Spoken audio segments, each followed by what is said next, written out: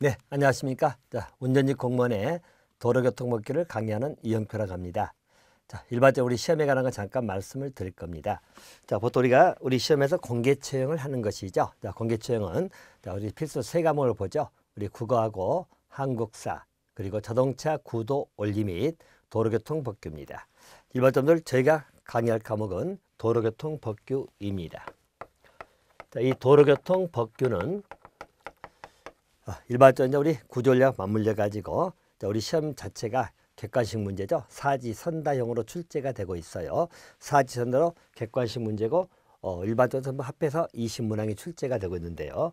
우리 도로교통 법규에 관한 문제는 우리 구조원리하고 맞물려서 구조원리는 굉장히 자동차의 세세한 원리적 부분을 공부하기 때문에 여러 가지 내용이 많이 충족되어 있고, 도로교통 법규는 법규 내용을 공부하는 겁니다. 법규 내용을 공부하는데 법은 크게 세 가지 것을 공부한다고 생각하시면 됩니다. 일반적으로 도로교통법규는 우리 도로교통법이 가장 중심이 될 겁니다. 도로교통법을 공부할 것이고요. 아울러서 교통사고 처리 특례법이죠. 일명 교처법이라고 보통 부릅니다만은 교통사고 처리 특례법, 아울러서 또 특가법이라고 부르는 특정범죄 가중처벌 등에 관한 법률입니다. 특정범죄, 가중, 처벌 등에 관한 법률, 이렇게 보시면 됩니다. 그래서 일반적 법은 이 세 가지 것을 공부하는 것이 도로교통법규입니다. 물론 중심은 당연히 도로교통법이 중심이 될 것이고요. 아울러서 우리 교처법이나 특가법, 교통사고 특례법, 특가법까지 포함해서 공부는 하셔야 됩니다. 우리 법규 강의 내용에서 여러분이 가장 중점을 할 것이 뭐냐면, 법규는 우리가 법 조문을 공부하는 것입니다. 그래서 일반적으로 우리 법에서 어떻게 규정하고 있느냐, 우리 법의 조문을 공부하는 것이 가장 기본입니다. 근데 실제 도로교통법 법조문 굉장히 많고 또 교처법도 마찬가지, 특가법도 마찬가지 조문들이 많습니다. 그래서 이 많은 내용을 완벽하게 암기는 좀 어렵더라도 자주 빈출되거나 특징적인 것들이 있죠. 그걸 중심으로 정돈을 하셔야 되는데, 보통 우리가 법조문을 공부할 때는 이렇죠. 일반 우리 조문 내용을 그대로 다 공부할 게 아니라, 물론 교재 다 꼼꼼하게 정리가 되어 있습니다만은 법의 내용상 일반적으로 우리가 법령을 공부하는 겁니다. 그래서 법령이기 때문에 실제 법조문의 내용은 법령 내용을 공부하는 거다라고 보시면 되겠고, 여기서 법령이라고 하면 여러분들 의미 자체만 잠깐 설명드리면 이렇습니다. 이 법령은 우리 법률에다가 기본적으로 명령을 합한 말을 법령이다 이런 말 쓰는 것이고요. 이 명령 부분은 일반적으로 어느 법이든 마찬가지지만 도로교통법은 법률입니다. 법률이죠. 근데 이 법률은 우리 국회에서 만든 법입니다.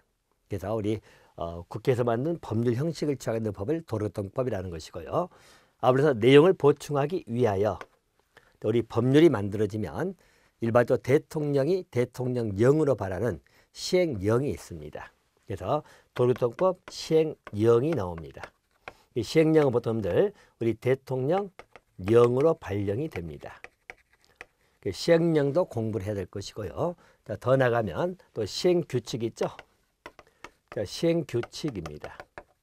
시행규칙은 보통 총리령, 부령인데 도로교통법은 또 우리 국토교통부령이 되겠죠. 그래서 보통 이는 부령으로 돼 있다고 생각하시면 됩니다. 국토교통부 장관이 발하는 부령이지요.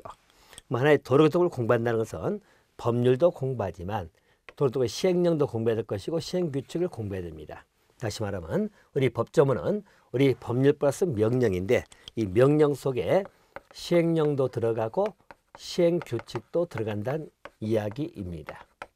자, 그러면 실제 우리 법이 하나라 하더라도 세 개가 돼버리죠. 그래서 양이 좀 늘어납니다. 하지만 시행령, 시행규칙은 우리가 완벽하게 다 정리하는 게 아니라 우리 법률 조문에 의거해 가지고 거기에서 각자 필요한 부분들이 있죠. 자, 그런 부분들을 보충해서 하는 거라고 생각하시면 됩니다. 중심은 법률 중심으로 하시면 되겠고요. 아울러서 시행령, 시행규칙은 보충적 의미라서 교재에 나와 있는 부분 정도 정돈하시면 되겠고요. 물론 이제 완벽하게 하려면 우리가 하나도 빼지 않고 다 공부해야 되는데 그건 좀 무리입니다. 그래서 일반적으로 정리되어 있는 그 수순에서만 여러분이 체킹하셔도 충분히 시험 푸는 데 지장이 없다, 이렇게 보시면 될 것 같고요. 아울러서 교차법, 특가법도 마찬가지예요. 근데 여기는 비중이 좀 약하기 때문에 도교법 중심을 하시되 시행령, 시행규칙 내역이 같이 들어갑니다. 이런 법령을 공부할 때 조문을 중심으로 공부하는 거죠. 그래서 법에서 어떻게 규정이 되어 있는가, 그 내용을 가지고 항상 문제가 나옵니다. 그래서 저하고 이제 수업하시면서 제가 강조를 드리겠습니다만은 우리 법조문의 구성을 보면서 자주 나오는 부분들은 자꾸 반복해서 보셔야 될 것이고, 또 그 조문이 어떻게 객관식 문제화가 되는 것인지 항상 우리는 객관식 문장을 초점 맞추셔야 돼요. 이걸 좀 더 공부할 때 우리는 객관식 문제고, 지문 자체는 사지선다형으로 나오죠. 4개 지문이 나옵니다. 사지선다형이므로 객관식에 맞는 공부를 하시면 됩니다. 이 객관식에서 주로 물어볼 수 있는 것들, 숫자 개념 이런 것도 정돈을 잘 해놓으셔야 될 것이고, 아울러서 조문의 구성상에서 해서 말 그대로 특징적인 키워드들이 있습니다. 그런 것들이 이제 출제가 되기 때문에 어떻게 바꿔서 나올 것인가, 그걸 중심으로 강의도 진행할 것이고, 여러분도 공부는 그렇게 맞춰서 그 지문이 뜨면 어떤 것을 틀리게 만들까 하는 것을 자꾸 익숙하게 보시면 실제 법조문 정복하는 것은 어렵지는 않습니다. 근데 용어들이 생소하기 때문에 처음에 공부하신 분들은 좀 막막하거나 또 이걸 다 외워야 되나 싶은 생각도 들 거예요. 근데 2번, 3번 반복하면서 암기적인 부분은 어느 정도 해소가 될 거라고 생각이 됩니다. 그리고 나서 또 우리 문제 풀면서 객관식 문제에 맞는 그런 것들이 이렇게 틀리게 나오는구나, 또 이건 이렇게 맞게 나오는구나, 이제 그런 것을 중심으로 같이 정돈하시다 보면 여러분이 원하는 점수에는 충분히 도달할 수 있지 않겠느냐,